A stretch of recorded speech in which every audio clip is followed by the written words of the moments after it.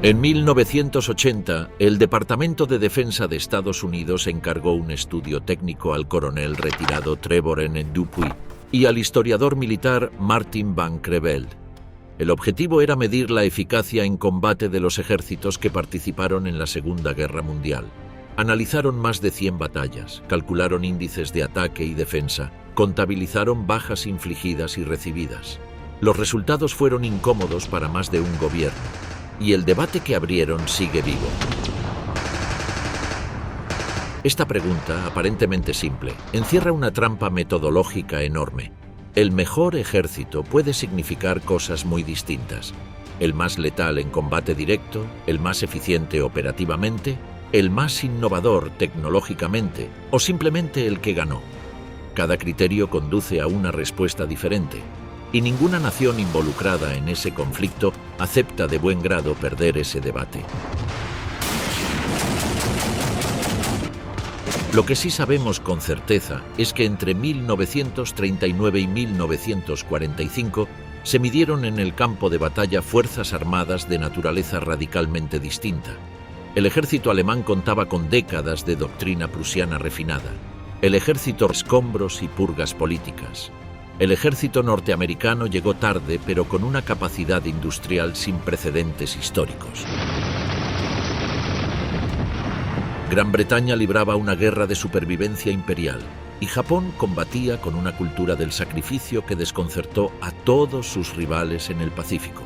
Lo que se va a examinar aquí no es propaganda. Son hechos documentados en archivos militares, estudios académicos postguerra y memorias de quienes vivieron cada uno de esos ejércitos desde adentro. Al final habrá una respuesta, pero para llegar a ella hay que recorrer cada uno de estos colosos en su momento de gloria y en sus momentos de fractura.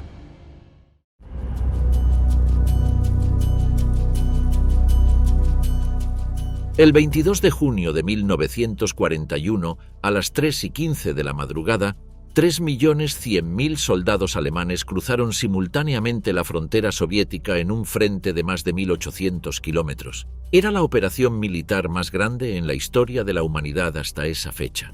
Lo que la hizo posible no fue únicamente el número, fue la doctrina. El ejército alemán de 1941 era heredero directo de una tradición militar que Napoleón había obligado a reformarse radicalmente en 1806, cuando aplastó al ejército prusiano en Jena y Auerstedt en el curso de una sola jornada de combate. La derrota fue tan humillante que los reformadores prusianos, encabezados por el mariscal Gerhard von Scharnhorst y más tarde por el general Hans von Seeckt tras la Primera Guerra Mundial, desarrollaron algo que ningún otro ejército del mundo había sistematizado con tanta coherencia: la doctrina del Auftragstaktik, la táctica de misión. El principio era aparentemente simple pero revolucionario en sus implicaciones. Un comandante recibe un objetivo, no un método, entiende la intención de su superior 2 niveles hacia arriba y tiene plena autoridad para improvisar los medios necesarios para cumplir ese objetivo. Cuando las comunicaciones se interrumpían, cuando el mapa ya no correspondía al terreno, cuando el enemigo hacía algo inesperado, el oficial alemán no esperaba órdenes, actuaba. Y actuaba en la dirección correcta porque había sido entrenado para comprender el propósito de la operación completa. Esto se articulaba con el concepto de Bewegungskrieg, la guerra de movimiento, no conquistar terreno. Destruir la cohesión del enemigo, penetrar sus líneas, cortar sus comunicaciones, dislocar su cadena de mando. El bloqueo psicológico que producía esta guerra era tan devastador como el físico. Los ejércitos polacos, franceses, yugoslavos y en los primeros meses soviéticos no caían derrotados por falta de valor. Caían porque sus sistemas de mando colapsaban antes de que sus soldados pudieran siquiera organizarse para contraatacar. En junio de 1941, el ejército alemán que invadió la Unión Soviética contaba con 19 divisiones Panzer y 14 divisiones de infantería motorizada, organizadas en 4 grupos de Panzer. Una división Panzer típica de ese año tenía entre 150 y 202 tanques autorizados, aunque en la práctica el promedio operativo rondaba los 150. Esas divisiones incluían 2 o 3 batallones de tanques, 5 batallones de infantería, 4 de ellos montados en camiones, y 3 batallones de artillería equipados con obuses de 105 milímetros. En papel, una división Panzer totalizaba aproximadamente 17.000 hombres. Había, sin embargo, un problema que los análisis de posguerra revelarían con dureza. Solo las divisiones primera y 10ª Panzer contaban con vehículos semiorugas en cantidad suficiente para sus infanterías. La mayoría de los granaderos, que supuestamente debían avanzar junto a los tanques, se desplazaban en camiones comerciales requisados en Francia y los Países Bajos, camiones sin repuestos adecuados, sin manuales en alemán y sin capacidad para sobrevivir el barro ruso. Más revelador aún, en junio de 1941, el ejército alemán movilizó entre 600.000 y 750.000 caballos para la Operación Barbarroja. Más de 15.000 carretas de labranza polacas fueron requisadas para transportar suministros. Más allá de las 34 divisiones Panzer y motorizadas, el resto de la Wehrmacht marchaba exactamente igual que en 1914, a pie, con artillería tirada por animales. Alimentar a esos caballos, especialmente los pesados percherones europeos que arrastraban los cañones, representaba una pesadilla logística en un territorio donde el forraje era escaso y los caminos eran pistas de barro en otoño y hielo en invierno. El estudio de Dupuy y Van Crevel, al analizar más de 100 enfrentamientos directos en el frente occidental, llegó a una conclusión que generó controversia.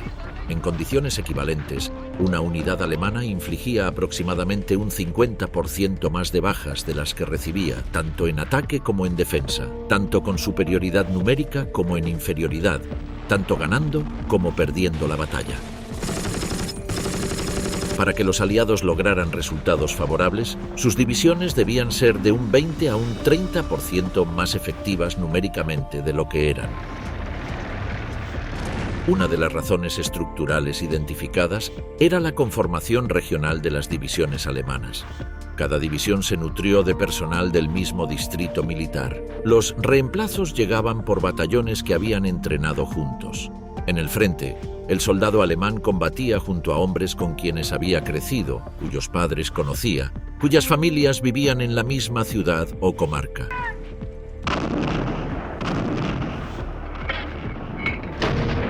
El vínculo que generaba esa cohesión era imposible de replicar con reclutamiento individualizado. Luego, el estudio tiene limitaciones fundamentales que sus propios autores reconocieron. No considera la rendición de 300.000 soldados alemanes en Stalingrado. No mide el efecto de la aplastante superioridad aérea aliada en el frente occidental a partir de 1944, que destruía convoyes, depósitos de combustible y líneas ferroviarias antes de que las divisiones alemanas pudieran maniobrar. Si solo se miden los resultados cuerpo a cuerpo, la Wehrmacht aparece como el ejército más eficiente de la guerra. Pero los ejércitos no solo se miden en el choque de infanterías.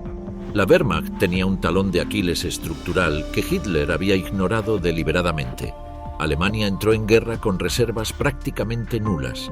Para formar las últimas 20 divisiones necesarias para la Operación Barbarroja, 3 clases de conscriptos, incluyendo jóvenes que normalmente habrían sido llamados en 1942, completaron su entrenamiento básico en mayo de 1941, apenas un mes antes de la invasión.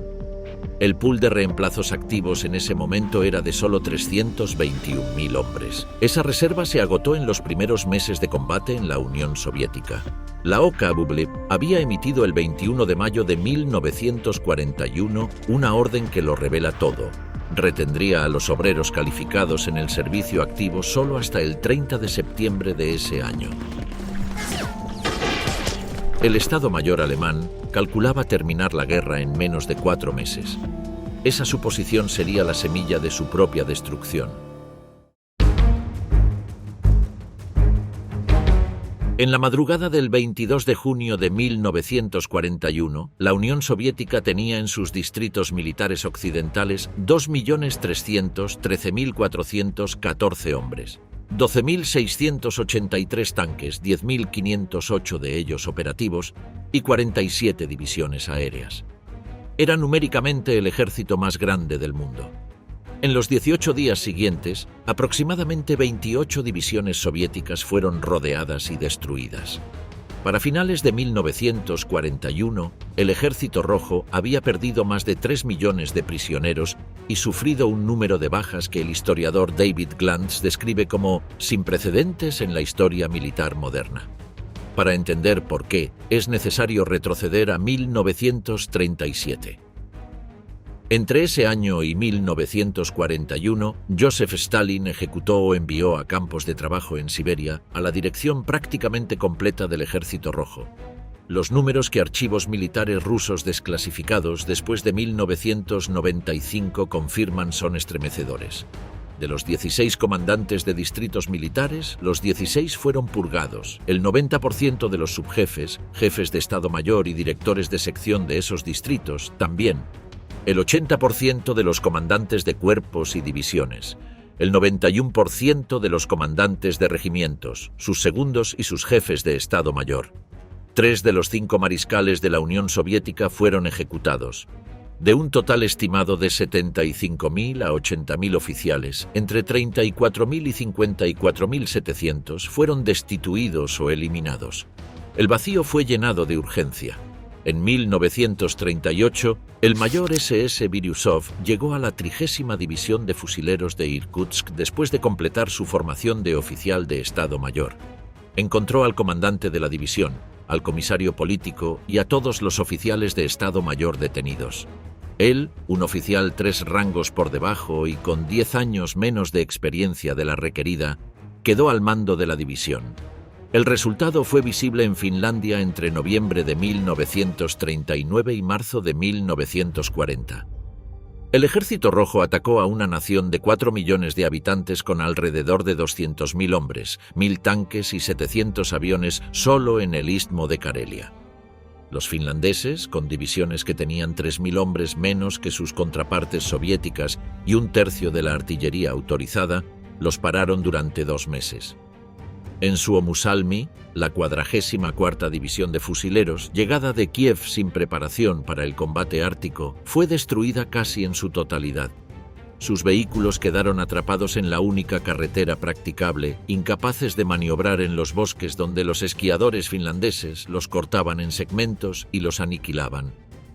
La 163ª División, que atacó desde el norte, corrió la misma suerte. El costo final de la Guerra de Invierno, entre 125.000 y 166.000 bajas soviéticas para lograr la cesión del Istmo de Karelia. Una victoria tácticamente vergonzosa que convenció a Hitler de que el Ejército Rojo era un coloso de barro que colapsaría al primer golpe serio. Lo que siguió fue uno de los procesos de transformación institucional más acelerados de la historia militar. Mientras sus frentes se derrumbaban y sus ejércitos caían en bolsas de encirclamientos, el mando soviético hacía simultáneamente 3 cosas: generaba nuevas unidades de reserva, depuraba a los comandantes incompetentes y reaprendía a hacer la guerra. Por cada ejército que los alemanes destruían en 1941, el Stavka, el mando supremo soviético, constituía uno nuevo. Las tablas estadísticas compiladas por Glantz y House en When Titans Clashed son elocuentes. El Ejército Rojo movilizó y reorganizó decenas de ejércitos en los meses más oscuros de 1941, utilizando 14 millones de reservistas entrenados, un recurso del que Alemania, atada por las restricciones del Tratado de Versalles, simplemente carecía. Georgy Konstantinovich Zhukov, el general que había aplastado a los japoneses en Jalgin Gol en agosto de 1939, deteniendo el avance nipón en Mongolia con una operación de pinzas que anticipaba la doctrina de operaciones en profundidad, fue nombrado jefe del Estado Mayor en enero de 1941. Su contundencia era legendaria. Su disposición a contradecir a Stalin, inusual en esa era de terror político, fue lo que le salvó la vida y también lo que le permitió convertirse en el arquitecto de la contraofensiva de Moscú en diciembre de 1941. La batalla de Moscú fue el primer indicio de lo que vendría. El 5 de diciembre de 1941, con temperaturas de entre -25 y -38 grados centígrados, En un frente donde los soldados alemanes morían literalmente congelados en sus trincheras con botas de cuero diseñadas para una campaña de verano que debía haber terminado en octubre, el Ejército Rojo lanzó una contraofensiva que retrocedió a la Wehrmacht entre 100 y 280 kilómetros en varios sectores. No fue elegante, no fue barata, pero funcionó. El tanque T-34 merece una mención específica porque su impacto doctrinal y psicológico en los comandantes alemanes fue documentado en numerosos informes de posguerra. Cuando los alemanes se toparon con él en las primeras semanas de Barbarroja, su cañón antitanque de 37 milímetros era prácticamente inútil contra su blindaje inclinado. Solo los obuses de 88 milímetros, originalmente diseñados como artillería antiaérea y controlados por la Luftwaffe, no por el ejército de tierra, podían detenerlo con confianza. El T-34 tenía un motor diésel V2 de 500 caballos de vapor, una autonomía de unos 450 kilómetros por carretera y una velocidad máxima de 54 kilómetros por hora. Era rugoso, difícil de mantener y sus tripulantes morían en proporciones aterradoras porque las escotillas estaban mal diseñadas y las radios eran poco confiables. Pero en números y en capacidad de producción no tenía rival. La industria soviética, evacuada a los Urales y Siberia durante el caos de 1941, reconstruyó su capacidad productiva con una velocidad que desconcertó a los analistas del Tercer Reich. En el segundo semestre de 1941, con gran parte del territorio europeo de la URSS bajo ocupación alemana, las fábricas soviéticas produjeron 4.500 tanques. Alemania, en ese mismo periodo, produjo 2.875. La brecha se ampliaría cada año siguiente. El 19 de noviembre de 1942, el general Alexander Vasilevsky coordinó la operación Urano desde el cuartel general del Stavka. A las 7:30 de la mañana, con temperaturas de menos 18 grados, 3 frentes soviéticos lanzaron un doble movimiento de pinza. El frente del suroeste del general Nikolai Batutin atacó hacia el sur desde las posiciones al norte del codo del Don. El frente de Stalingrado del general Andrei Yeryomenko atacó hacia el norte desde las posiciones al sur de la ciudad. En 4 días, los dos brazos cerraron el cerco alrededor de la Sexta Ejército del general Friedrich Paulus y los restos de la Cuarta Ejército Panzer. Aproximadamente 300.000 soldados del eje quedaron atrapados. Lo que siguió duró hasta el 2 de febrero de 1943. El mariscal Erich von Manstein intentó abrirse paso desde el exterior con el grupo de ejércitos del Don, llegando a menos de 50 kilómetros del perímetro antes de ser rechazado.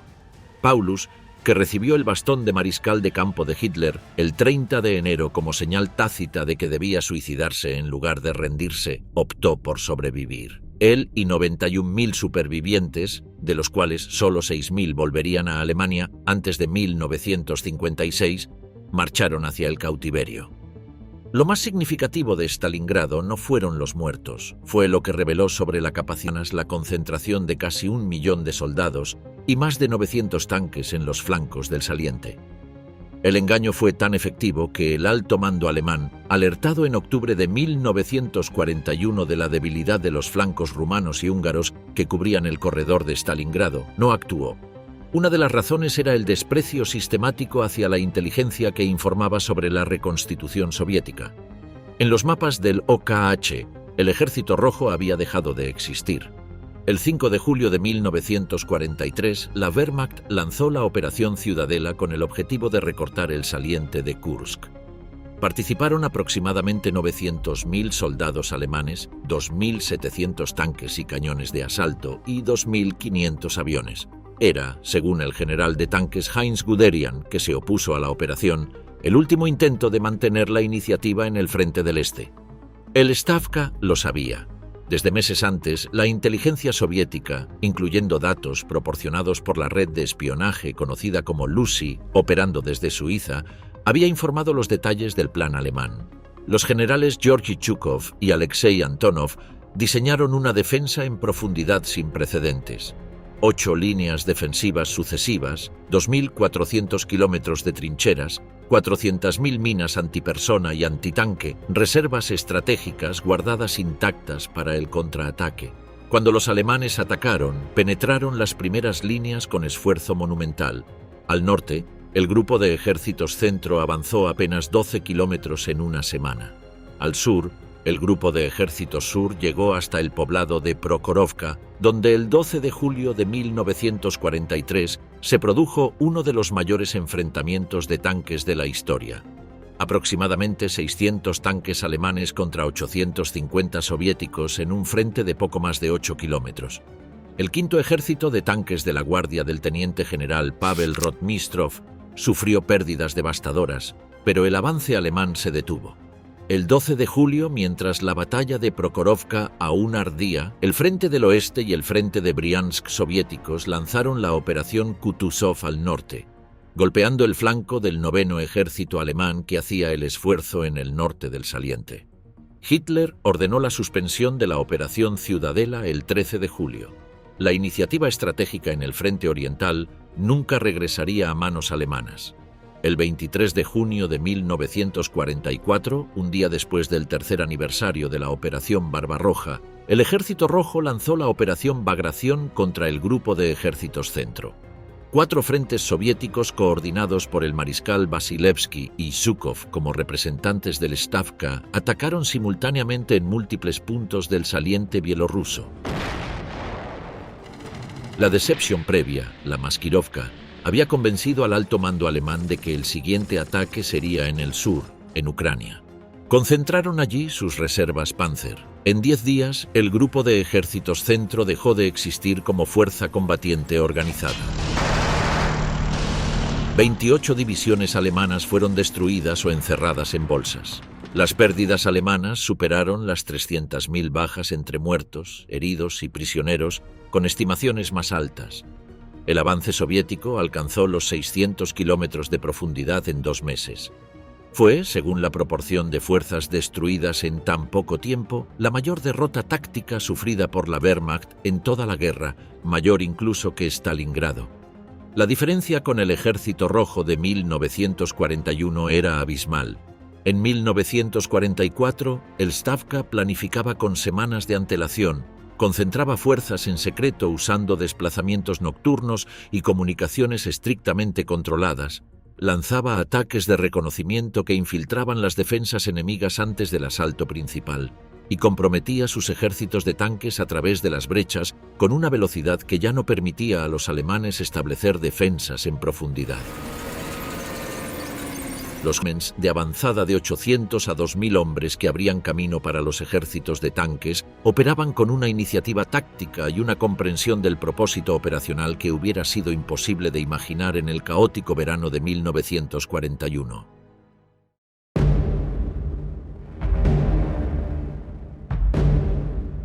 El ejército de tierra de los Estados Unidos que peleó en la Segunda Guerra Mundial era, en muchos aspectos, una creación de la guerra misma.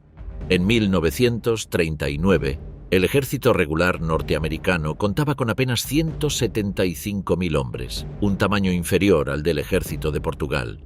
La movilización que siguió a Pearl Harbor en diciembre de 1941 fue gigantesca. Para 1944, el ejército de tierra superaba los 8 millones de hombres.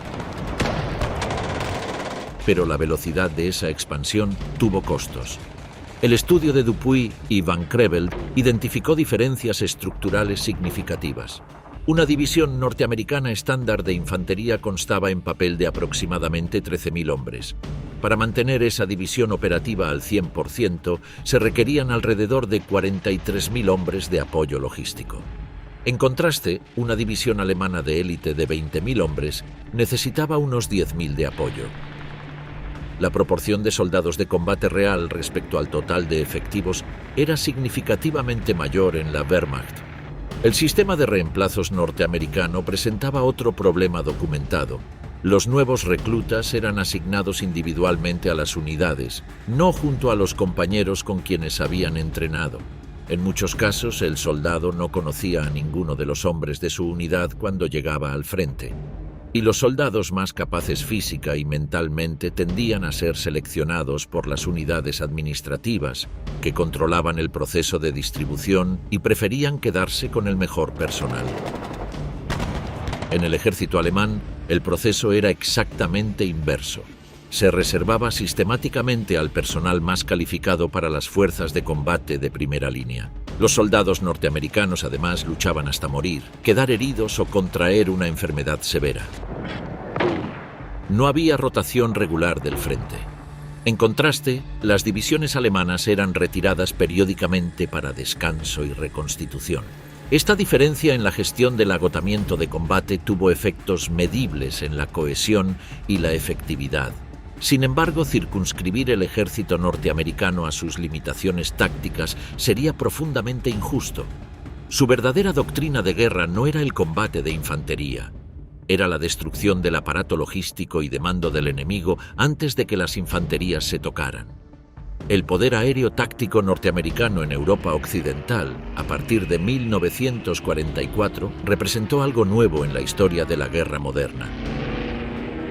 Los cazabombarderos P-47 Thunderbolt y P-51 Mustang no solo escoltaban los bombardeos estratégicos sobre las fábricas alemanas, patrullaban las carreteras y las vías férreas del frente occidental con una consistencia que hacía prácticamente imposible el movimiento diurno de columnas alemanas. En el verano de 1944, divisiones Panzer que intentaban desplazarse a Normandy para contraatacar los desembarcos aliados tardaban días en recorrer distancias que en condiciones normales habrían requerido horas, porque cada vez que una columna de tanques aparecía a cielo abierto, los aviones aliados caían sobre ella. La logística norteamericana tampoco tenía rival. El sistema de suministro que mantuvo en movimiento a Patton en su carrera desde Normandía hasta el Mosa en el verano de 1944, la llamada Carretera Roja Bola, movilizaba 12.000 camiones y entregaba hasta 12.500 toneladas de suministros diariamente a un ejército que avanzaba cientos de kilómetros.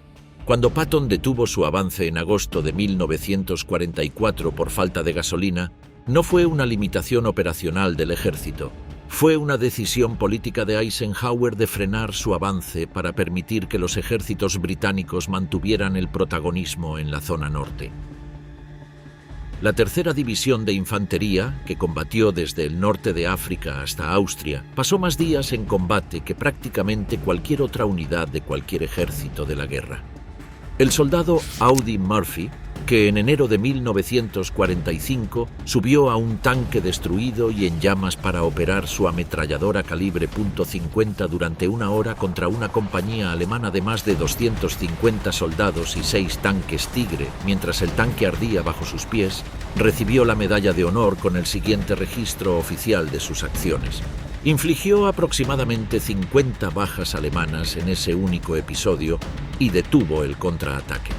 Esa clase de combatiente individual existía en el ejército norteamericano.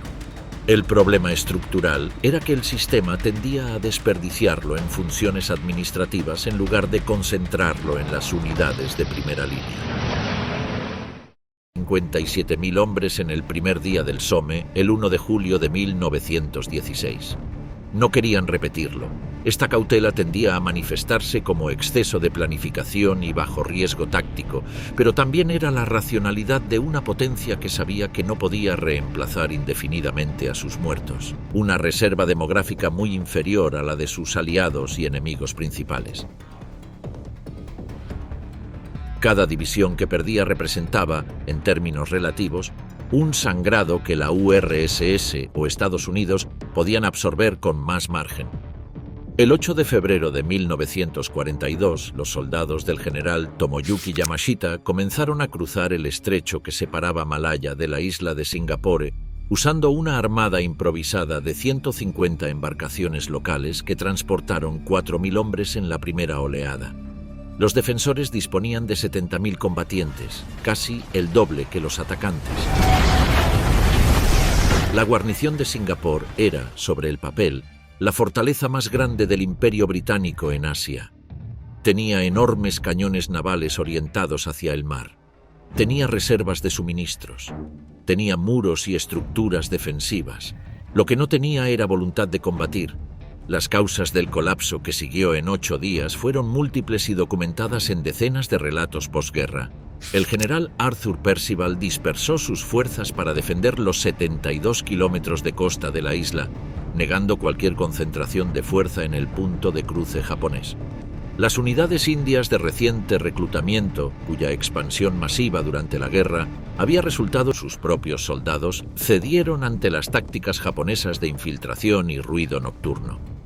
Unidades australianas, según el propio contraalmirante Jack Spooner en un despacho oficial, simplemente corrieron y se convirtieron en una turba. El comandante de la 8ª División Australiana, el general mayor Gordon Bennett, abandonó Singapur en avión mientras sus hombres todavía combatían, llegando a Australia 12 días después. El 15 de febrero de 1942, Percival firmó la rendición más humillante de la historia del ejército británico. 85.000 soldados depositaron las armas. Winston Churchill, que había exigido en un telegrama a Wavell resistencia hasta la última bala, y que los comandantes y oficiales superiores deben morir con sus tropas, no obtuvo respuesta.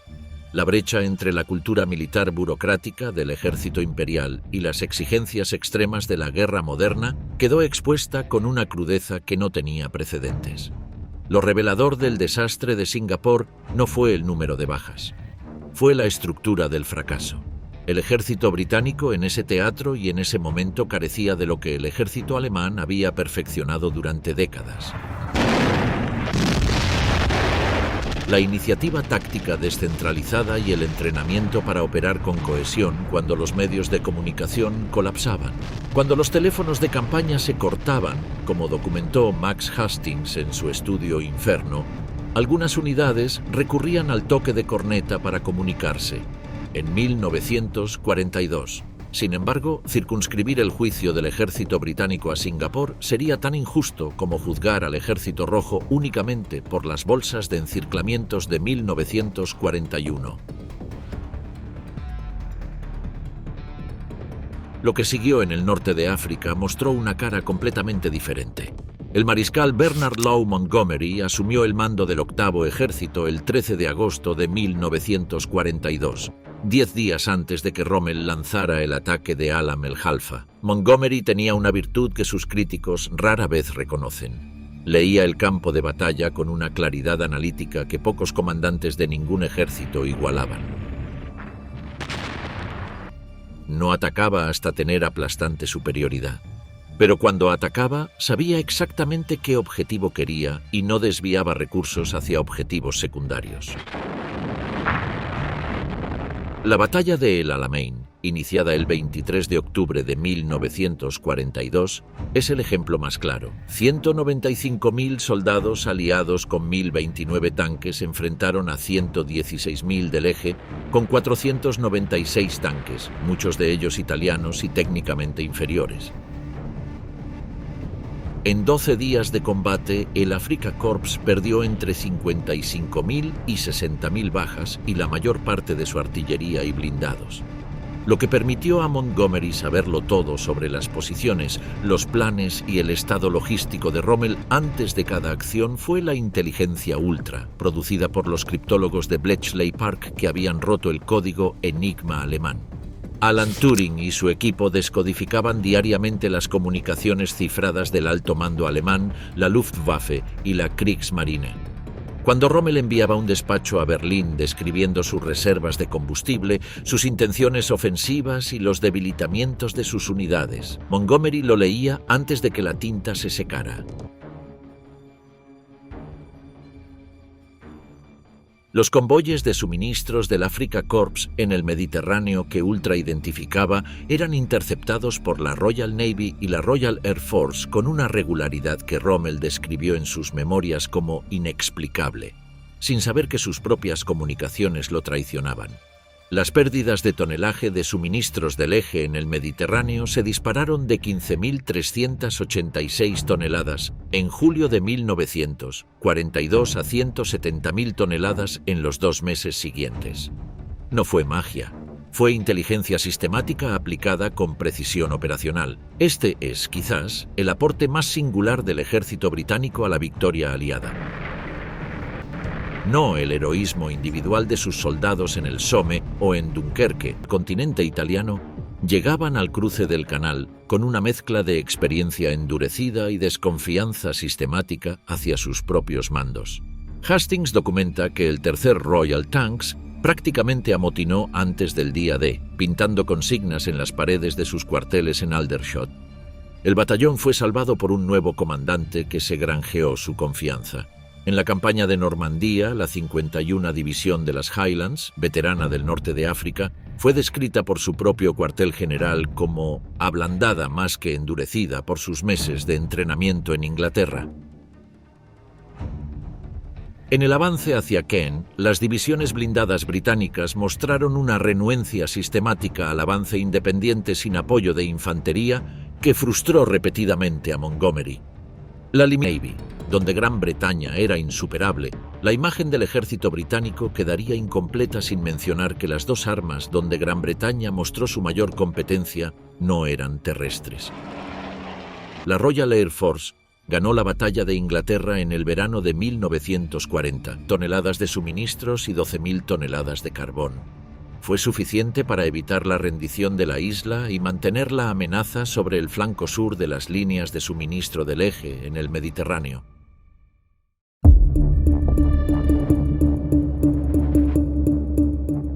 El ejército imperial japonés presentó a sus adversarios en el Pacífico algo que ningún manual occidental había contemplado: una fuerza combatiente organizada sobre la premisa de que la muerte en batalla era preferible a la rendición.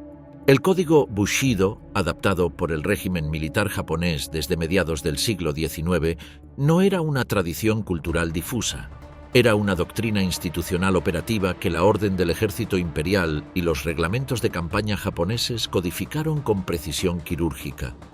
Rendirse al enemigo constituía el máximo deshonor para el soldado japonés y representaba una violación de sus obligaciones hacia el emperador, una figura divina en la cultura política del imperio de la era Showa. Los prisioneros de guerra japoneses no eran vistos con compasión. Eran considerados deshonrados, personas que habían elegido la vergüenza sobre la muerte. Las consecuencias tácticas de esta cultura se manifestaban en una ferocidad defensiva sin equivalente en ningún otro ejército de la guerra. En Iwo Jima, una isla volcánica de apenas 21 kilómetros cuadrados, 22.000 defensores japoneses bajo el general Tadamichi Kuribayashi resistieron desde un laberinto de 18 kilómetros de túneles excavados en la roca volcánica durante 36 días, entre el 19 de febrero y el 26 de marzo de 1945. Los marines norteamericanos tardaron 36 horas en conquistar el monte Suribachi, que según los manuales militares convencionales debía caer en horas ante la abrumadora superioridad de los atacantes. Al final de la batalla, los marines habían sufrido 26.000 bajas, incluyendo 6.800 muertos. De los 22.000 defensores japoneses, solo 216 fueron capturados vivos. Los demás murieron en sus túneles o en los ataques Banzai finales.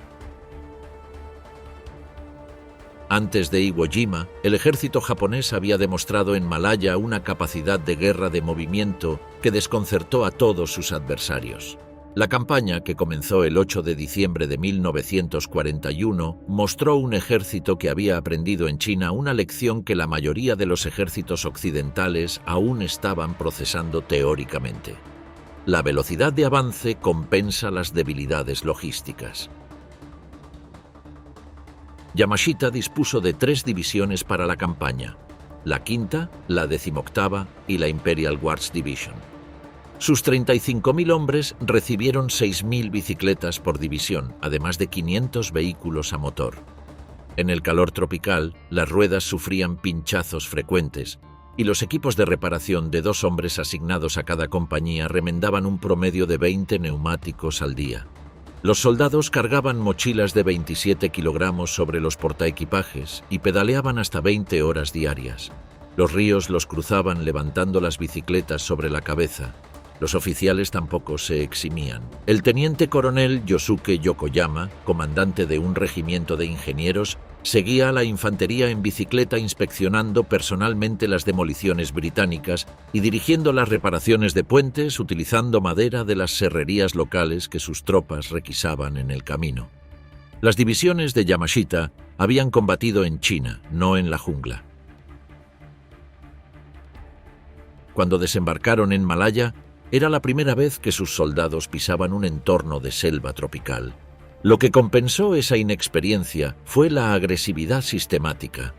Cada vez que los defensores establecían una posición y la resistencia se hacía seria, los japoneses no atacaban de frente. Lanzaban un nuevo desembarco anfibio para flanquear la posición.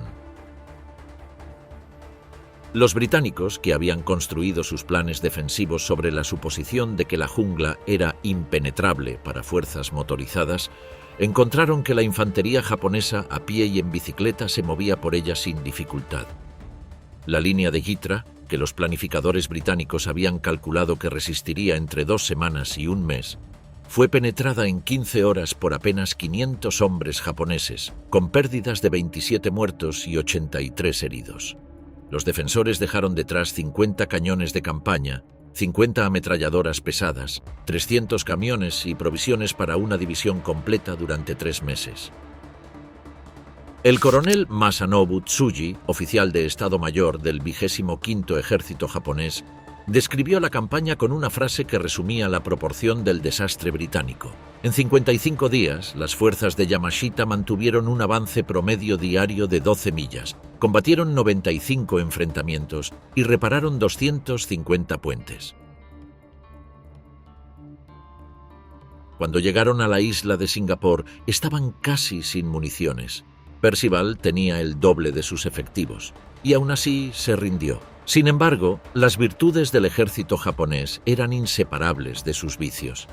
El mismo código que producía defensores que morían hasta el último hombre, también producía una resistencia doctrinaria a reconocer el fracaso estratégico y ajustar los objetivos en consecuencia. Los comandantes japoneses que sugirieran retirada o revisión de objetivos se exponían a la vergüenza institucional y frecuentemente al suicidio. Esto generó una rigidez en el mando superior que tuvo consecuencias operacionales devastadoras. En Guadalcanal, entre agosto de 1942 y febrero de 1943, el alto mando japonés alimentó una sangría durante 6 meses, enviando refuerzos insuficientes en oleadas separadas, cada una derrotada por los marines norteamericanos antes de que la siguiente llegara, en lugar de admitir que la isla no era recuperable y evacuar. El resultado final fue la pérdida de aproximadamente 25.000 soldados japoneses, 600 aviones y decenas de barcos, en una campaña que por su escala no debería haber durado más de 3 semanas si la decisión operacional hubiera primado sobre el orgullo institucional.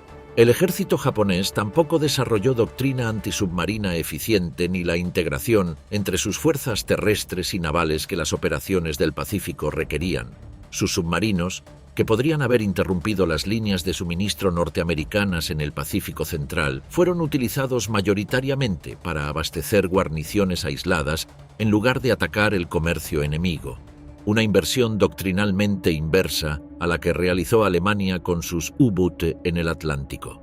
Los submarinos norteamericanos, por su parte, hundieron el 53% del tonelaje mercante japonés durante la guerra, privando a las islas de materias primas y a las guarniciones del Pacífico de suministros. Un ejército que puede morir brillantemente en una isla sin suministros es, a efectos estratégicos, solo hombres armados que esperan morir. En diciembre de 1941, el Cuerpo de Aviación del Ejército y la Marina japoneses constituían quizás la fuerza aérea más experimentada en combate real del mundo. Los pilotos del portaaviones que atacó Pearl Harbor habían pasado años en la guerra de China. El Zero, el caza Mitsubishi A-6M, tenía una autonomía y maniobrabilidad que no tenía equivalente en ningún avión aliado en ese momento del Pacífico. En las primeras semanas de guerra, los pilotos japoneses derribaron aviones norteamericanos y británicos en proporciones devastadoras. Sin embargo, el sistema japonés de formación de pilotos no estaba diseñado para la pérdida masiva. Los programas de entrenamiento producían pilotos extraordinariamente hábiles, pero en números muy limitados, y los procesos de formación eran tan prolongados que reemplazar las pérdidas era estructuralmente imposible a la velocidad que la guerra exigía. En la batalla del Mar de Coral, en mayo de 1942, y en Midway, en junio de ese año, el núcleo de pilotos experimentados comenzó a desgastarse de manera irreversible. En la batalla del Mar de Filipinas, en junio de 1944, la aviación naval japonesa fue prácticamente aniquilada. Los aviadores norteamericanos derribaron 480 aviones japoneses contra pérdidas propias de 130. Los pilotos norteamericanos llamaron a ese día la gran carnicería de los faisanes de Marianas por la facilidad con que derribaban a adversarios mal entrenados.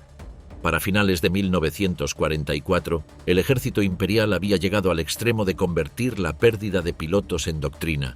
Los kamikazes, los pilotos que estrellaban deliberadamente sus aviones cargados de explosivos contra los buques aliados, eran la respuesta de un sistema de formación que ya no podía producir aviadores capaces de combatir en igualdad de condiciones.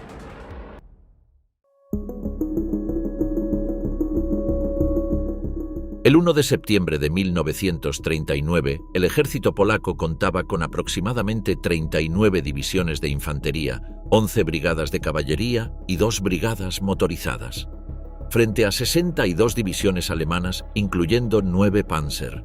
Las proporciones eran devastadoras, pero la campaña polaca no fue el colapso en días que la leyenda popular construyó.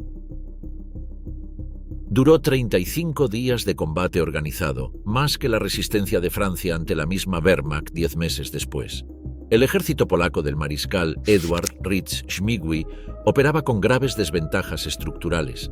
Polonia era un país con un presupuesto de defensa inferior al del Ayuntamiento de Berlín, según la descripción de Anthony Beevor en The Second World War. Sus pocas miles de unidades motorizadas militares y civiles combinadas no bastaban para sostener el ritmo de movimiento que la doctrina de contraataque requería. Su artillería era mayoritariamente material de la Primera Guerra Mundial. Y el 17 de septiembre, cuando la Unión Soviética atacó por la espalda en cumplimiento del pacto Molotov-Ribbentrop, la dirección estratégica del país colapsó porque los planes de defensa no habían contemplado la posibilidad de un frente doble simultáneo con las dos potencias vecinas más grandes. Sin embargo, el estudio de Dupuy y Van Creveld reveló algo que el desenlace catastrófico tendía a oscurecer. Los resultados defensivos del ejército polaco en 1939, medidos en bajas infligidas por bajas recibidas, superaron en eficiencia a los del ejército rojo en 1941. Polonia, con menos espacio de retirada, sin ningún aliado activo y con el ejército soviético hundiéndole la retaguardia, perdió más lentamente de lo que el ejército soviético perdería con sus 14 millones de reservistas entrenados y vastedad territorial. Las fuerzas polacas que escaparon a través de Rumanía y Hungría continuaron combatiendo durante toda la guerra bajo mando aliado. La segunda división de fusileros carpáticos defendió Tobruk en 1941. El segundo cuerpo polaco del general Władysław Anders tomó el monasterio de Montecassino el 18 de mayo de 1944, después de que 4 intentos previos, incluyendo uno masivo de la Cuarta División India y otro de la División de Nueva Zelanda, hubieran fracasado. Las divisiones polacas en Italia ganaron una reputación de ferocidad combativa que incluso Alexander, que no repartía elogios fácilmente, reconoció en sus despachos. El precio fue la política de Yalta. Los soldados polacos que habían luchado bajo bandera aliada regresaron a un país convertido en satélite soviético sin haber podido votar sobre su destino. El Regio Esercito, el ejército real italiano, fue la demostración más clara de lo que ocurre cuando un ejército se moviliza para una guerra que sus soldados no comprenden y sus oficiales no saben cómo librar. Mussolini declaró la guerra a Francia y Gran Bretaña el 10 de junio de 1940, cuando los ejércitos de Hitler ya habían roto el frente francés y la victoria parecía inminente. El Duce quería estar del lado ganador en la mesa de negociaciones de paz. Lo que obtuvo fue el inicio de 3 años de humillaciones militares que consumieron a Italia sin producir ninguna ventaja estratégica para el eje. En Libia, contra las fuerzas del general Richard O'Connor, el Regio Esercito mostró las consecuencias de un ejército subequipado enfrentando adversarios modernos. En la batalla de Bardia, en enero de 1941, la 7ª División Blindada Británica y la 6ª División de Infantería Australiana capturaron 45.000 prisioneros italianos, 462 cañones y 127 tanques en 2 días de combate. Las cifras no reflejan cobardía, sino la disparidad entre lo que los soldados italianos podían hacer con los medios que tenían y lo que se les pedía. Sus cañones antitanque de 47 milímetros eran prácticamente inútiles contra los tanques Matilda II con sus 70 milímetros de blindaje. Sus tanques carro armato M11-39, de 11 toneladas y armados con un cañón de 37 milímetros, eran archiobsoletos frente a cualquier blindado aliado de la época.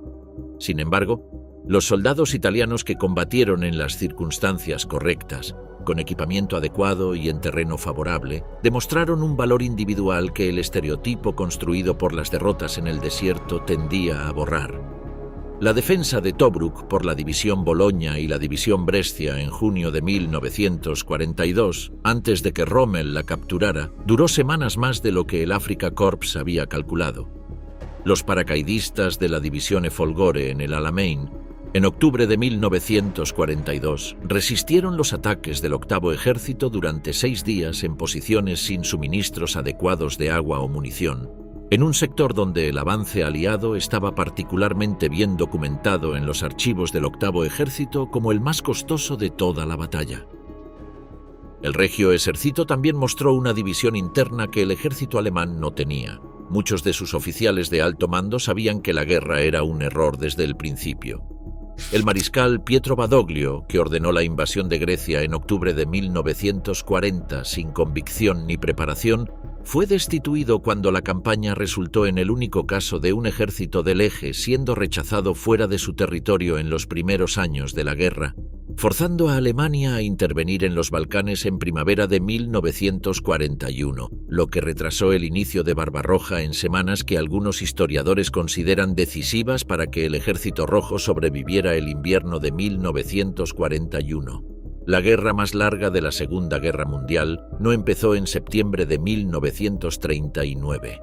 Empezó en julio de 1937, cuando el ejército imperial japonés cruzó el puente Marco Polo cerca de Pekín y comenzó una invasión a gran escala del territorio chino que duraría 8 años. Para 1939, el ejército japonés había ocupado las principales ciudades costeras y gran parte del noreste de China, obligando al gobierno nacionalista del generalísimo Chiang Kai-shek a retirarse hacia el interior, a la ciudad de Chongqing. El ejército nacionalista chino era una fuerza de dimensiones enormes y capacidades irregulares. En teoría, el gobierno de Nanjing y luego de Chongqing movilizó varios millones de soldados. En la práctica, la mayoría de sus divisiones eran formaciones locales bajo señores de la guerra regionales que conservaban lealtades propias y respondían al gobierno central de manera selectiva. El estándar de entrenamiento variaba de manera tan extrema que las 30 divisiones que en 1937 habían sido reorganizadas bajo asesoramiento alemán, las llamadas divisiones alemanas de Chiang, combatieron en Shanghái contra los japoneses con un nivel de competencia que sorprendió favorablemente a los propios observadores alemanes, incluyendo al Generaloberst Hans von Sicht, que había supervisado parte del proceso de reforma. Sin embargo, esas divisiones fueron destruidas en Shanghái y en Nanjing, y la capacidad de sustituirlas con equivalentes de igual calidad era limitada. China no tenía la base industrial para producir armamento moderno en escala. La artillería era escasa y en gran medida de modelos obsoletos. Los tanques eran en número tan reducido que operacionalmente eran irrelevantes. El Ejército Nacional Revolucionario dependía de la infantería y de la geografía de un país inmenso que convertía la conquista total en una empresa imposible incluso para el ejército japonés. Lo más significativo de la contribución china a la guerra no se midió en victorias tácticas. se midió en el número de divisiones japonesas que inmovilizó. 1 millón de soldados japoneses permaneció en el teatro chino hasta 1945, incapaz de ser reasignado al Pacífico ni a Manchuria. Sin esa inmovilización, las campañas de las islas del Pacífico habrían enfrentado a una guarnición japonesa significativamente más numerosa y mejor abastecida. El general Joseph Stilwell, que comandó las fuerzas norteamericanas en el teatro China-Birmania-India, y tuvo fricciones permanentes con Chiang Kai-shek sobre el control operacional de las tropas, captó el dilema central en una frase: China aporta los cuerpos, pero no tiene los medios para emplearlos con eficiencia. El dilema de Chiang era exactamente el inverso del dilema de Gran Bretaña. Tenía soldados en número casi ilimitado y ningún aparato industrial para armarlos o suministrarlos. El ejército francés de 1940 era numéricamente comparable al alemán. 94 divisiones contra 89 de la Wehrmacht en el frente occidental durante la campaña de mayo y junio. Tenía más tanques que los alemanes, incluyendo el Char B-1 bis con 60 milímetros de blindaje frontal que era prácticamente invulnerable al cañón antitanque estándar alemán de 37 milímetros. Tenía la línea Maginot, una obra de ingeniería defensiva sin precedentes que costó 7.000 millones de francos y empleó a 194.000 trabajadores durante su construcción. Y tenía los recuerdos de Verdún, donde entre febrero y diciembre de 1916, Francia sufrió 377.000 bajas, deteniendo el avance alemán. Esos recuerdos fueron el veneno que paralizó al Estado Mayor francés. La doctrina Maginot no era simplemente una línea de fortines, era una concepción mental que priorizaba la defensa estática sobre el movimiento, que concentraba la capacidad logística en puntos fijos, que entrenaba a sus oficiales para administrar posiciones antes que para maniobrar. Cuando el general Erich von Manstein propuso, y Hitler aprobó, pasar por las Ardenas con el grueso de las divisiones Panzer, el general Maurice Gamelin, comandante supremo francés, no consideró esa ruta una amenaza seria porque sus propias evaluaciones decían que las Ardenas eran impenetrables para fuerzas mecanizadas. Las Ardenas eran boscosas y accidentadas. Los tanques necesitaban carreteras. Ergo, los alemanes no podían pasar por allí en cantidad suficiente para importar. El 10 de mayo de 1940, 7 divisiones Panzer cruzaron las Ardenas en un embotellamiento de vehículos que se extendía 250 kilómetros hacia Alemania. Las divisiones de reconocimiento francesas que detectaron el movimiento enviaron informes que ascendieron lentamente por la cadena de mando y llegaron al Estado Mayor con suficiente retraso para que la respuesta francesa llegara siempre tarde. El 14 de mayo, 4 días después del inicio de la ofensiva, la 7ª División Panzer del general Rommel cruzó el Mosa por Dinant. La 19ª Korpsgruppenführer del general Heinz Guderian lo cruzó por Sedan. La ruptura del frente era irreparable. Los 35 días que siguieron mostraron un ejército que no podía adaptarse porque su estructura de mando no estaba diseñada para el ritmo que el Bewegungskrieg alemán imponía. Las órdenes llegaban tarde. Las contraofensivas se organizaban para situaciones que ya no existían cuando comenzaban. La 4ª División Blindada del coronel Charles de Gaulle atacó el flanco del corredor Panzer en Laon el 17 de mayo y logró presionar al primer grupo Panzer de Guderian lo suficiente para que Berlín, alarmado, ordenara una pausa de 48 horas. Pero esa pausa no se aprovechó porque el ejército francés no tenía las reservas ni la coordinación para explotar ese momento. De Gaulle atacó con lo que tenía, no tenía suficiente, y el momento pasó. Lo que sí produjo Francia después de 1940 fueron tropas que combatieron con efectividad en marcos que compensaban las limitaciones estructurales del ejército metropolitano. El general Alphonse Juin y su cuerpo expedicionario francés en Italia, compuesto principalmente por soldados marroquíes del ejército de África, mostró en la batalla de Montecassino en mayo de 1944 lo que la infantería de montaña con motivación y mando competente podía lograr. Las tropas de Guin cruzaron el terreno del macizo de las Aurunzi, que los planificadores aliados habían considerado impracticable para fuerzas regulares, y abrieron el flanco del frente de Cassino por donde ningún comandante alemán esperaba un ataque. La ruptura que siguió desembocó en la caída de Roma el 4 de junio de 1944. El ejército alemán nunca fue solo. En el frente oriental combatieron junto a la Wehrmacht fuerzas rumanas, húngaras, italianas, finlandesas, eslovacas, croatas y españolas, y en el extremo norte, el ejército finlandés como aliado informal. Su contribución fue cuantitativamente significativa pero cualitativamente desigual.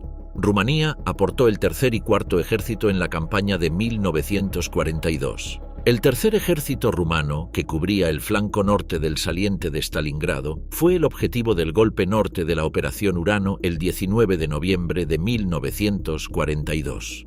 Sus divisiones de infantería no tenían la artillería antitanque para detener los 500 tanques del quinto ejército de tanques soviético. En un solo día, el tercer ejército rumano fue desintegrado. El general alemán Friedrich Paulus, comandante del sexto ejército en Stalingrado, había informado repetidamente al OKH que los flancos rumanos eran el punto débil del saliente. Sus informes fueron ignorados. La Wehrmacht pagó ese error con 300.000 hombres en el cerco. La octava armata italiana en el Don, que también participó en la campaña de Stalingrado, corrió la misma suerte cuando el Ejército Rojo lanzó la Operación Saturno en diciembre de 1942. Sus divisiones de infantería, que ni siquiera tenían tractores de artillería motorizados, afrontaron los tanques soviéticos con cañones que sus artilleros arrastraban a mano por la nieve. De los 220.000 soldados italianos en el frente del Don, 114.000 murieron o fueron capturados en la retirada del invierno de 1943. Solo 10.000 regresaron a Italia. El ejército finlandés merece una mención específica porque demostró algo que ni alemanes, soviéticos, norteamericanos ni británicos igualaron: la capacidad de combatir contra los ejércitos más grandes de la historia durante 4 años y medio, con un total de 6 millones de habitantes, manteniendo su independencia nacional.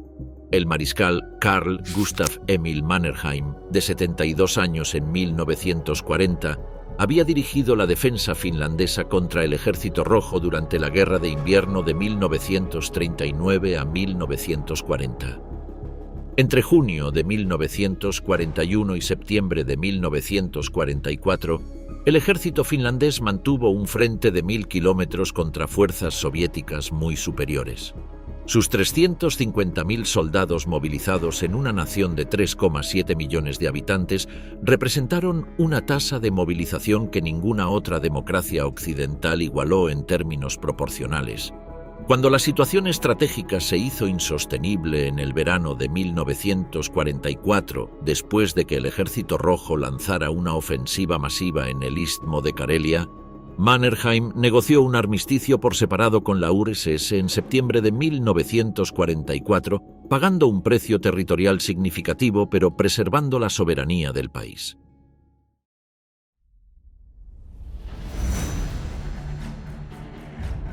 El análisis sistemático de más de 100 batallas en los frentes occidental y oriental reveló algo que la narrativa de la victoria aliada tiende a minimizar.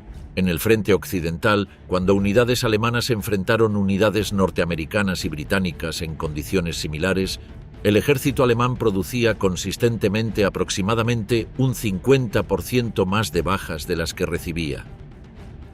Esto se mantuvo estable independientemente de si los alemanes atacaban o defendían, si tenían superioridad numérica o estaban en inferioridad, e incluso en los meses finales de 1944 y 1945, cuando Alemania estaba en retirada constante.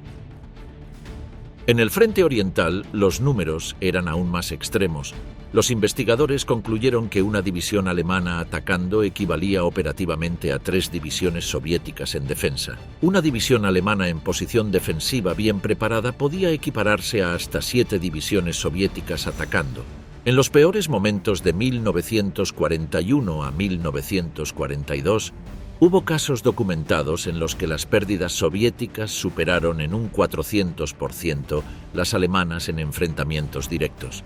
El estudio también reveló un dato que desafió el orgullo polaco de manera inesperada. Los resultados defensivos del ejército polaco en septiembre de 1939 superaron en eficiencia a los del Ejército Rojo en 1941, pese a que los polacos tenían menos espacio de retirada y sufrían el ataque simultáneo de la URSS por la espalda. El propio Dupuy señaló con rigor académico los límites de su análisis. El estudio mide resultados de combate directo, no mide la rendición colectiva de 300.000 alemanes en Stalingrado. No mide los 7.000 tanques y vehículos blindados destruidos por la aviación aliada en el frente occidental entre junio y septiembre de 1944, que nunca llegaron a disparar un solo proyectil contra ninguna infantería. No mide el efecto de los submarinos norteamericanos sobre Japón, ni de los bombarderos Lancaster sobre las refinerías de petróleo rumanas que abastecían a la Wehrmacht. La más reveladora de sus propias conclusiones es la siguiente. Si la guerra se midiera solo con los parámetros de su estudio, Alemania no habría perdido en 1945. La Wehrmacht fue derrotada por factores que el combate cuerpo a cuerpo no captura.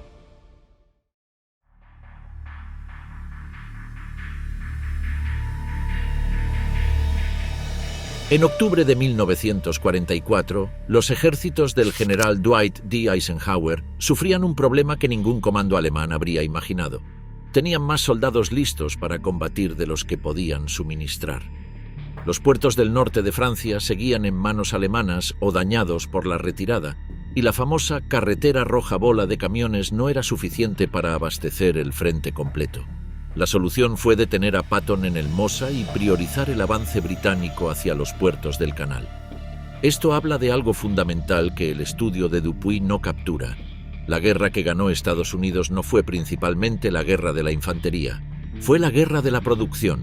Entre 1941 y 1945, los Estados Unidos produjeron 86.000 tanques, 286.000 aviones, 8,5 millones de fusiles y casi 15 millones de toneladas de suministros para el propio ejército, más 11 millones de toneladas entregadas a aliados bajo el programa Lend-Lease, incluyendo a la Unión Soviética. El Lend-Lease hacia la URSS incluyó más de 400.000 camiones, 2.000 locomotoras y 11.000 vagones de ferrocarril.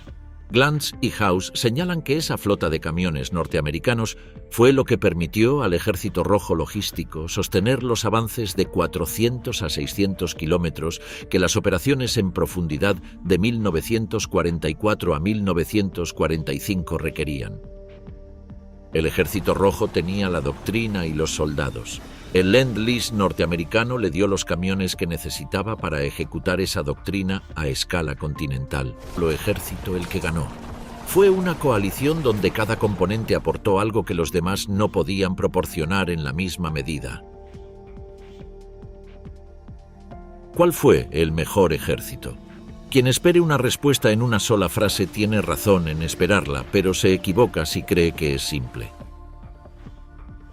La pregunta sobre el mejor ejército de la Segunda Guerra Mundial es, en realidad, un conjunto de preguntas distintas que se solapan y que cada escuela historiográfica ha respondido según sus propios métodos, sus propios archivos y, con frecuencia, según sus propias preferencias nacionales. Durante la Guerra Fría, la historiografía occidental tendió a minimizar el papel soviético y a presentar la guerra como una empresa angloamericana con un frente secundario en el este.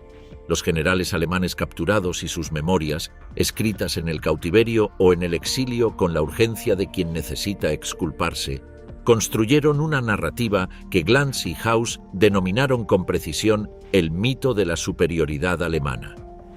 Que la Wehrmacht había perdido no por mérito del Ejército Rojo, sino por la interferencia de Hitler, por el frío ruso, por la superioridad numérica aplastante de un enemigo que enviaba a oleadas de soldados como si los cuerpos no tuvieran precio.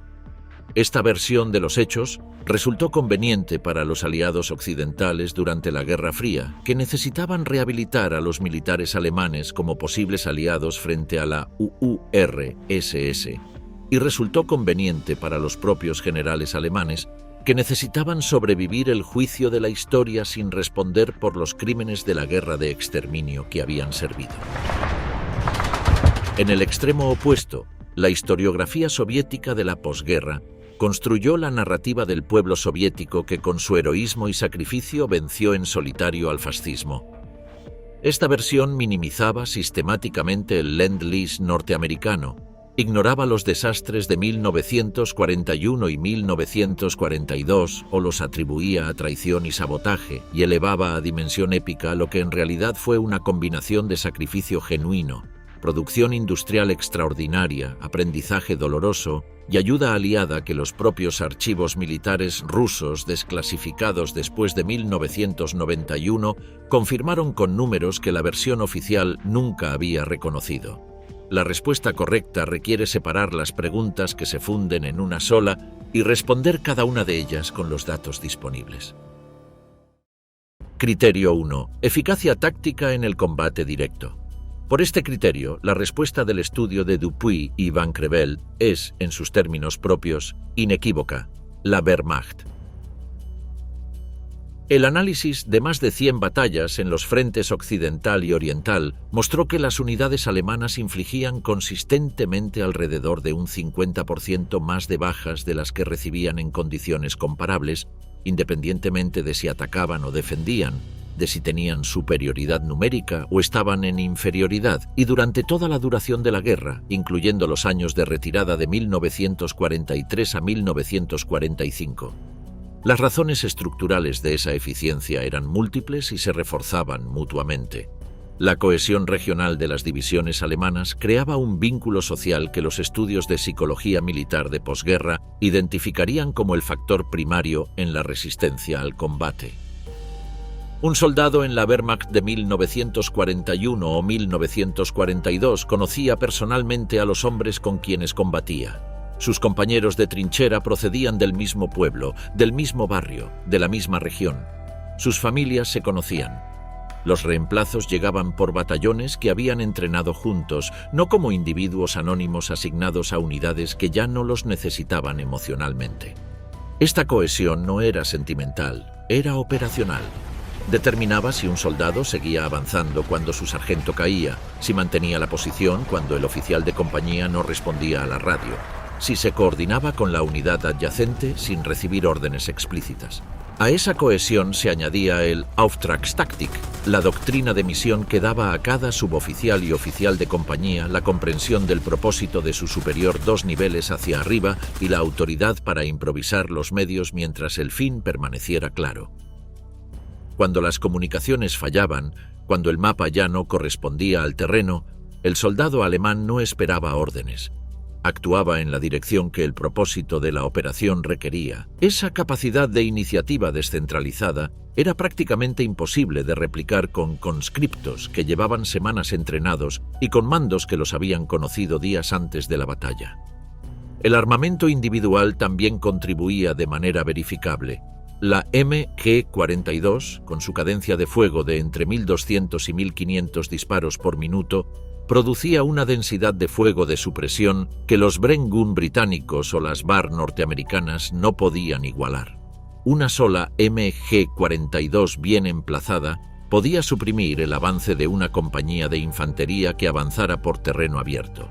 El rifle de asalto MP-44, introducido en 1943, combinaba la cadencia de fuego automático con el alcance efectivo de un fusil, una combinación que el M1 Garand norteamericano individual superaba en precisión semiautomática, pero que el alemán compensaba en potencia de fuego por metro de frente. En el combate de trincheras y en el avance en terreno abierto, la superioridad del armamento de escuadra alemán era real y documentada. Sin embargo, el propio Dupuy señaló con rigor los límites del análisis, y esos límites son tan importantes como los hallazgos. El estudio mide resultados de combate directo, unidad contra unidad, en condiciones relativamente comparables. No captura 3 factores que determinaron el resultado estratégico de la guerra de manera más definitiva que cualquier ratio de bajas. La rendición masiva de unidades alemanas completas, encerradas sin salida, la destrucción logística producida por la aviación aliada antes de que las unidades llegaran al contacto y el colapso industrial de Alemania bajo el peso combinado del bombardeo estratégico y la pérdida de territorios ocupados. La rendición de Stalingrado en febrero de 1943 anuló años de eficiencia táctica con un solo acto. 300.000 soldados, incluyendo 24 generales y un mariscal de campo, capturados o muertos. Ese ejército no fue derrotado en combate directo. Fue encerrado por una maniobra operacional que los parámetros del estudio de Dupuy no miden. Si solo se miden los resultados cuerpo a cuerpo, la Wehrmacht aparece como el ejército más eficiente de la guerra. Pero los ejércitos no solo se miden en el choque de infanterías, y la historia de la Segunda Guerra Mundial es ante todo la historia de las operaciones que hicieron posible que esas infanterías combatieran en las condiciones que combatieron. Criterio 2. Capacidad de aprendizaje y transformación institucional.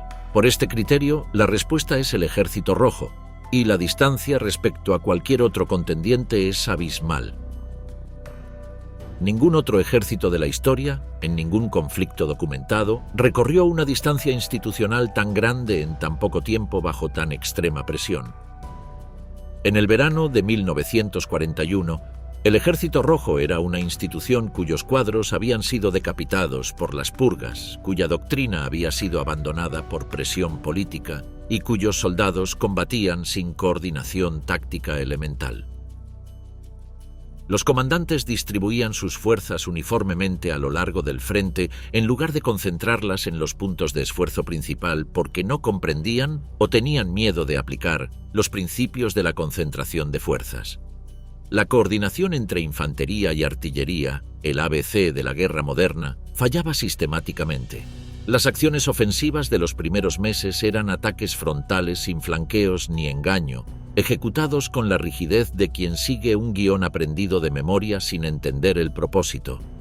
El nivel de iniciativa era tan bajo que oficiales que actuaban por iniciativa propia se arriesgaban al arresto, a la degradación, a ser enviados al Gulag. El comisario político que acompañaba a cada unidad tenía autoridad para cuestionar las decisiones tácticas del comandante y reportar actividad contrarrevolucionaria si las órdenes no se ejecutaban exactamente como habían sido impartidas. En ese entorno, la prudencia institucionalmente racional era la parálisis táctica.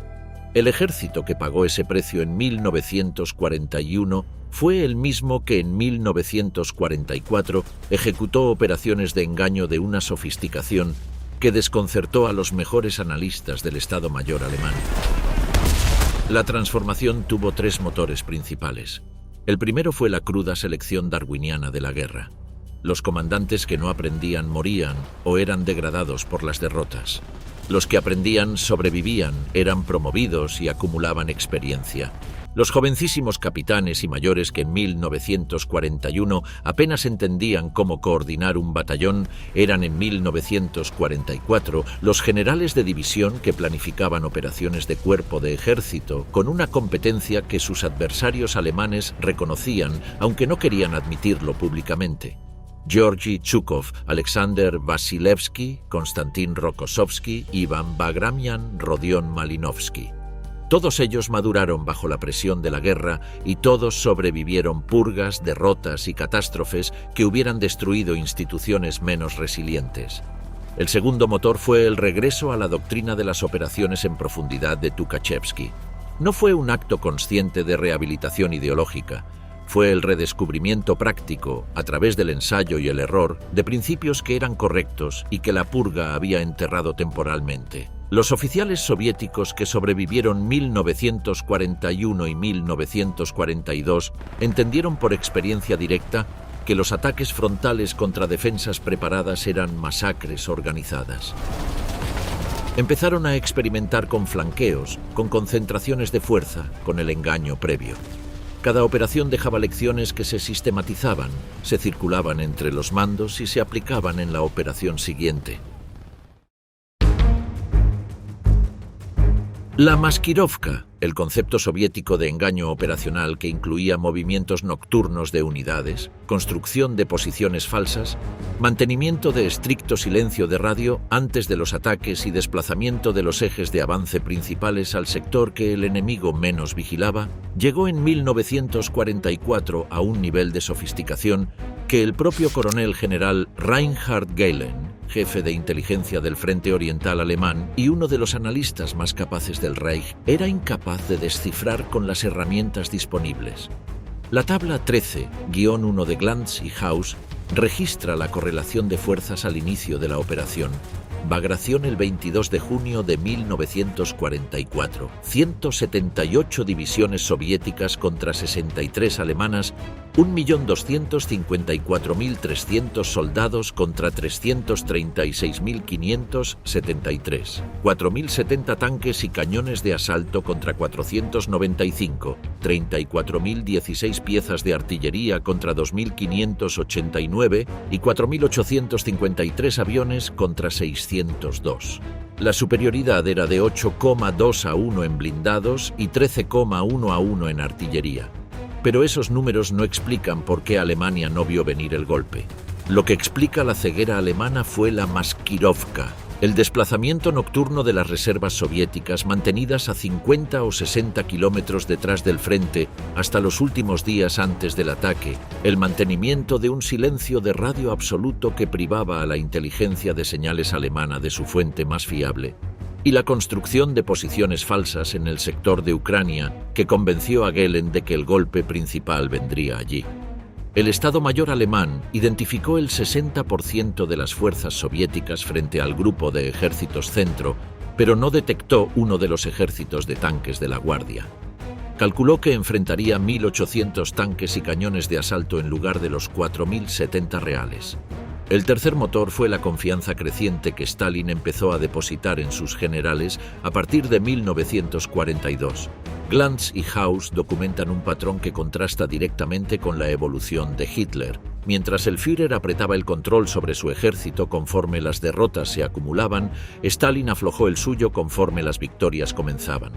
Oficiales de mando medio relataron después de la guerra haber sido llamados al Kremlin no para ser reprendidos, sino para dar su evaluación honesta de la situación, y que Stalin escuchaba sin represalias. Esta apertura institucional gradual era exactamente lo opuesto de lo que el ejército alemán necesitaba para funcionar con Auftragstaktik, y era exactamente lo que el ejército rojo necesitaba para regenerar la iniciativa táctica que la purga había extirpado. Criterio 3. Contribución decisiva al resultado de la guerra. Por este criterio, la respuesta también es el ejército rojo, y los números son tan contundentes que los estudios académicos serios de los últimos 30 años no los discuten. Solo cuestionan los decimales. Desde el 22 de junio de 1941 hasta el 8 de mayo de 1945, el Frente Oriental fue el principal teatro de la guerra alemana. En junio de 1941, cuando Alemania atacó la Unión Soviética, 3,05 millones de alemanes cruzaron la frontera. Menos de 1 millón de soldados alemanes estaban destinados en todos los demás teatros combinados, incluyendo el norte de África, los Balcanes, Noruega y la propia Alemania. Para el 1 de octubre de 1943, el 63% de la fuerza total de la Wehrmacht, 2.565.000 soldados, combatía en el este. El 1 de junio de 1944, 12 días antes del desembarco de Normandía, 239 equivalentes de división alemanes, el 62% de la fuerza total, seguían en el frente oriental. Los alemanes consideraban el teatro occidental como una zona de semidescanso, según la caracterización de Glantz y Haus, basada en los propios documentos de planificación del OKH. En noviembre de 1942, el mismo mes en que Montgomery derrotó a Rommel en El Alamein, infligiendo 60.000 bajas a 4 divisiones alemanas y una fuerza italiana mayor, el Ejército Rojo ejecutó la Operación Urano y encerró al Sexto Ejército alemán. Dañó gravemente al Cuarto Ejército Panzer y destruyó el Tercero y Cuarto Ejércitos rumanos. El balance fue más de 50 divisiones del eje eliminadas del orden de batalla y 300.000 hombres capturados o muertos. En términos de fuerza destruida en el mismo periodo, el Frente Oriental consumió más del doble de lo que la campaña del norte de África produjo en toda su duración. Las cifras de bajas alemanas totales son la evidencia definitiva. Para el 30 de abril de 1945, el total de bajas de la Wehrmacht ascendió a 11.135.500, incluyendo 6.035.000 heridos. De ese total, casi 9 millones cayeron en el este. Considerando el total incluyendo prisioneros, 13.488.000 alemanes, el 75% de todos los movilizados y el 46% de la población masculina adulta alemana de 1939 fueron puestos fuera de combate. De ellos, 10.758.000 cayeron o fueron capturados en el frente oriental. La inscripción «Muerto en el Este», que se lee en decenas de miles de lápidas en cementerios alemanes, es la estadística demográfica más elocuente del siglo XX europeo. Criterio 4. Amplitud estratégica y potencia de coalición. Por este criterio, la respuesta cambia, y la respuesta es el aparato de guerra norteamericano entendido en su totalidad, no solo el ejército de tierra. El ejército norteamericano de tierra tenía limitaciones tácticas reales y documentadas, pero la guerra de 1939 a 1945 no fue solo una guerra de infanterías, fue una guerra de sistemas, de producción industrial, de logística marítima, de poder aéreo estratégico, de criptografía y de capacidad para proyectar fuerza a escala global simultáneamente en teatros separados por miles de kilómetros. En ese sistema complejo, el aporte norteamericano era estructuralmente irreemplazable. Sin la producción norteamericana de camiones, locomotoras y vagones de ferrocarril transferida a la URSS por el programa Lend-Lease, cada ofensiva soviética de 1944 y 1945 habría consumido sus reservas logísticas más rápidamente. Habría necesitado pausas más largas entre operaciones para reconstituir las líneas de abastecimiento y habría permitido a la Wehrmacht escapar de más encirclamientos. Glantz y Haus calculan que sin el Lend-Lease y sin la apertura del frente occidental, Stalin habría necesitado entre 12 y 18 meses adicionales para terminar con la Wehrmacht. El resultado final habría sido el mismo. El precio habría sido millones de muertos soviéticos adicionales, y los ejércitos del Ejército Rojo habrían llegado a las costas del Atlántico en lugar de detenerse en el Elba. Sin el bombardeo estratégico aliado de 1943 a 1945, que destruyó la capacidad de producción de combustible de aviación alemán y obligó a la Luftwaffe a retirar la mayor parte de sus aviones al interior de Alemania para defender las fábricas, el frente oriental habría contado con un apoyo aéreo alemán que los atacantes soviéticos no habrían podido neutralizar tan decisivamente. El 1 de agosto de 1943, el ataque de los B-24 Liberator de la Fuerza Aérea del Ejército norteamericano sobre las refinerías de petróleo de Ploiesti, en Rumanía, costó 54 de los 177 aviones participantes, pero dañó el 42% de la capacidad refinadora de la operación más crítica para el suministro de combustible de la Wehrmacht en el este. Ese ataque y los que lo siguieron redujeron progresivamente la disponibilidad de combustible de aviación alemán hasta que la Luftwaffe ya no podía operar a escala en ningún frente. El debate que no termina. La Wehrmacht versus el Ejército Rojo en términos absolutos. La pregunta que los historiadores militares siguen debatiendo y que el estudio de Dupuy dejó sin responder completamente es cuál de los dos ejércitos habría ganado si se hubieran medido en igualdad de condiciones a lo largo de toda la guerra. La pregunta es hipotética por definición.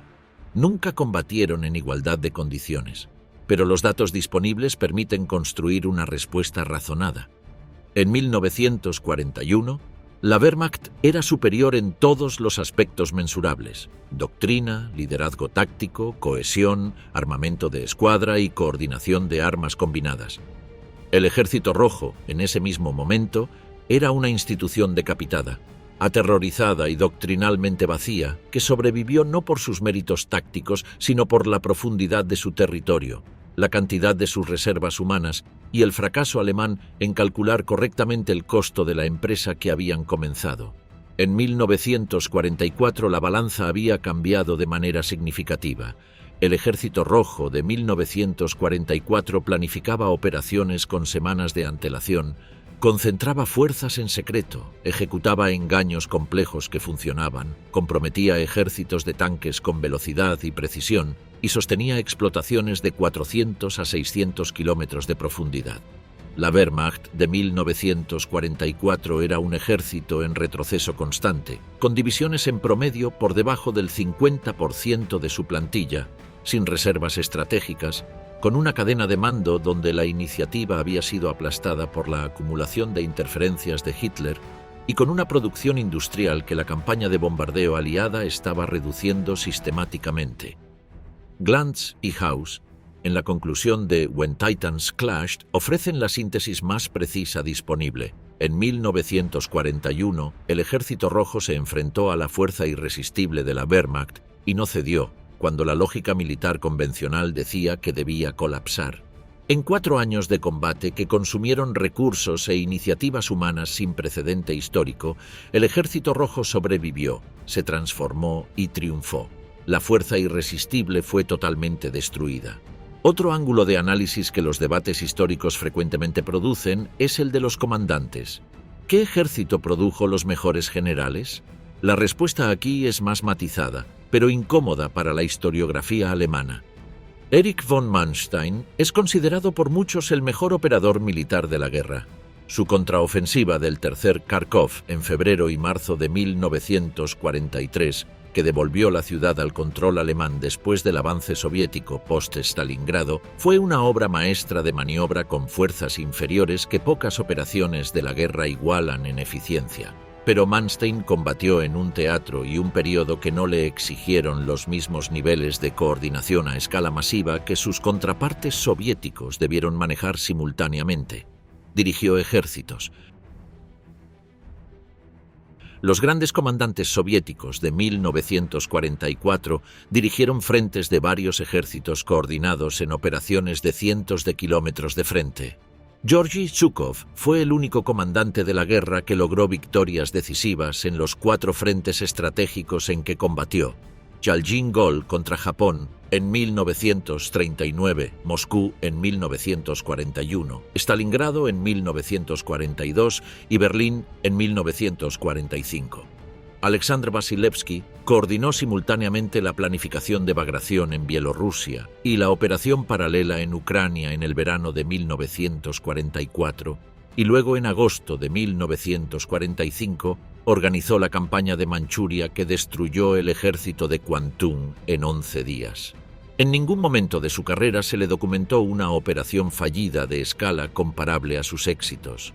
La cultura de mando alemana producía excelentes tácticos y brillantes operadores de nivel de ejército. La cultura de mando soviética de 1944 producía algo diferente y más difícil. Coordinadores de operaciones multifrente capaces de manejar 1 millón de soldados o más en movimientos simultáneos sobre frentes de 1000 kilómetros. Ese nivel de complejidad no tuvo paralelo en ningún ejército de la guerra. Cualquier veredicto sobre el mejor ejército de la Segunda Guerra Mundial que no incorpore el costo humano que ese ejército pagó es un veredicto incompleto, y el costo que pagó el Ejército Rojo supera toda escala de comparación histórica. Las tablas P y Q del apéndice de Glantz y Haus indican que la Gran Guerra Patriótica costó a la Unión Soviética al menos 29 millones de bajas militares. Algunos historiadores revisionistas elevan esa cifra a 50 millones cuando se incorporan muertes civiles directamente atribuibles a operaciones militares, hambre causada por la ocupación y ejecuciones masivas. La dislocación de la población soviética fue equivalente, en términos geográficos, a una ocupación enemiga de los Estados Unidos desde la costa atlántica hasta el oeste del río Mississippi. Millones de soldados soviéticos capturados desaparecieron en los campos de trabajo alemanes y en las fábricas de esclavos, donde murieron a tasas que superaban las de los prisioneros de guerra alemanes en Siberia. Millones más sufrieron daños físicos y psicológicos permanentes. La economía soviética no recuperó el nivel de vida de 1940 en una población significativamente menor hasta al menos 1952.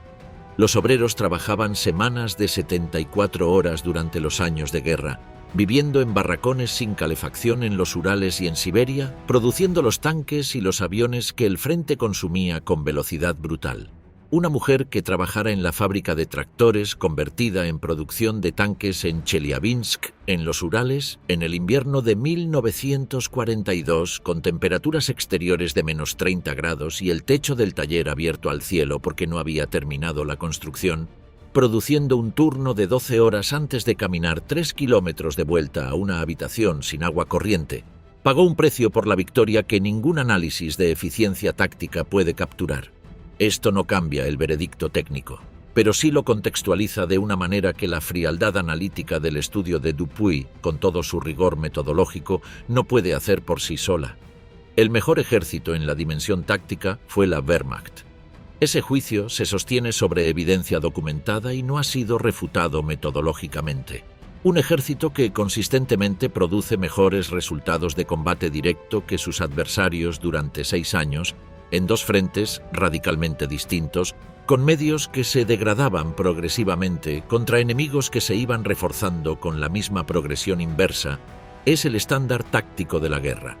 El mejor ejército en la dimensión operacional de 1944 fue el Ejército Rojo. La operación Bagración, con una superioridad de 13-1 en artillería y 8-1 en blindados, no se gana solo con más hombres.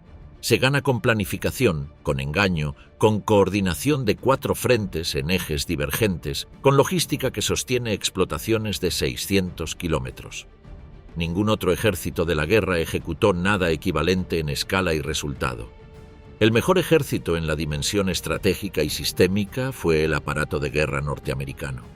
Sin su producción, sin sus camiones, sin sus buques, sin sus bombarderos y sin su financiamiento, el resultado final de la guerra habría llegado más tarde, con más muertos y con fronteras posbélicas posiblemente trazadas en las costas del Atlántico. Y el ejército que decidió el resultado de la guerra, que combatió durante más tiempo, contra el enemigo más fuerte, absorbiendo pérdidas que ninguna nación occidental habría sobrevivido como sociedad organizada, fue el Ejército Rojo. No el de 1941, que fue el ejército más grande del mundo destruido en semanas por un adversario más pequeño. El de 1944 y 1945, el que aprendió de sus propias catástrofes, reconstruyó sus doctrinas desde los escombros, formó una nueva generación de comandantes bajo fuego real y convirtió la derrota total en la victoria más grande de la historia militar del siglo XX. El veredicto sobre el mejor ejército de la Segunda Guerra Mundial no cabe en una sola respuesta, cabe en 4, una por cada dimensión en que los ejércitos se miden, y de esas 4 respuestas la que determina quién ganó la guerra y cómo fue ganada pertenece, sin discusión posible, al Ejército Rojo.